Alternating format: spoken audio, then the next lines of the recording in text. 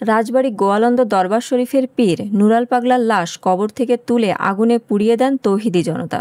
গত 23শে আগস্ট 2025 বার্ধক্যজনিত কারণে তিনি মারা যান। তারপর 5ই সেপ্টেম্বর তার লাশ তুলে পুড়িয়ে দেওয়া হয়। বেশ কয়েকটি কারণে নুরাল পাগলার লাশ পোড়ানো হয়েছে।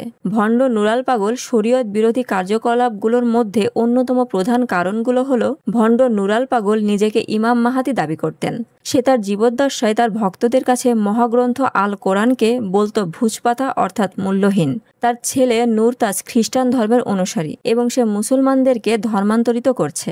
সে মৃত্যুর পূর্বে তার কবরকে কাবার আদলে নির্মাণ করেছে এবং মৃত্যুর পর তার কবরকে তাওয়াফ করার ওসিয়াত করে গেছে, যার ফলে তার মৃত্যুর পরের শুক্রবার তার কবরকে কেবলা করে জুমার নামাজ আদায় করেন তার ভক্তরা। তার ভক্তরা মৃত্যুবরণ করলে তাদেরকে 6 তাকবীরের সহিত জানাজা দেওয়া হয়। সে তার নামে নিজস্ব কালেমা তৈরি করেছে, লা ইলাহা ইল্লাল্লাহু মেহেদি রাসূলুল্লাহ।